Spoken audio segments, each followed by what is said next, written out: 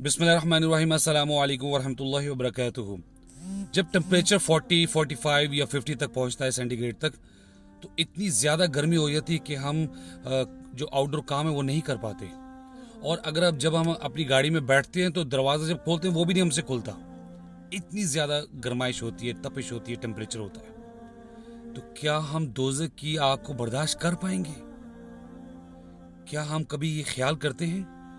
अक्सर लोगों को मैंने ये सुना है कि वो कहते हैं कि यार जहां सारे वहां हम भी सही, और यार देखी जाएगी।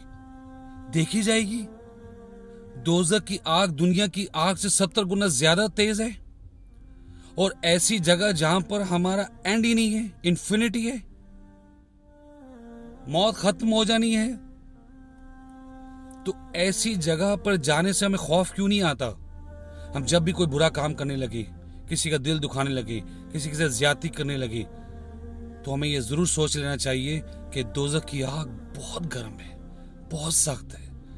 खाने के लिए कुछ नहीं है, थोर का दरख्त है। पीने के लिए पानी नहीं है, खोलता हुआ पानी पीप है। बात मेरी सख्त है, लेकिन अल्लाह ताला मुझे और आपको तौफीक दे कि हम बच जाएं, इस चीज का ख्याल करें, किसी का दिल ना दुखाएं, किसी के साथ ज्यादती ना करें, झूठ ना बोलें, सूद से बच जाएं, नमाज पढ़ें, जिक्र करें प्लीज। और हो सके किसी भी वक्त ये दुआ जरूर पढ़ लिया करें, बिस्मिल्लाहिर्रहमानिर्रहीम, अल्लाहुम्मा अजिरनी मिनन नार। इसका ज्यादा से ज्यादा जिक्र किया करें, ए अल्लाह मुझे आग से बचा। कुछ उलमा कराम कहते हैं कि इसका मतलब दुनिया की आग भी है और आखिरत की, क़यामत वाले दिन भी दोज़ख की आग भी है, उससे अल्लाह बचाए। अल्लाहुम्मा अजिरनी मिनन नार। अल्लाह ताला मुझे और आपको तौफीक दे कि हम इस बात को रियलाइज़ करें कि बहुत सख्त सज़ा है, बच जाएं, अल्लाह से जन्नत मांगे, अल्लाह हमें जन्नत में आला मुकाम दे, आमीन।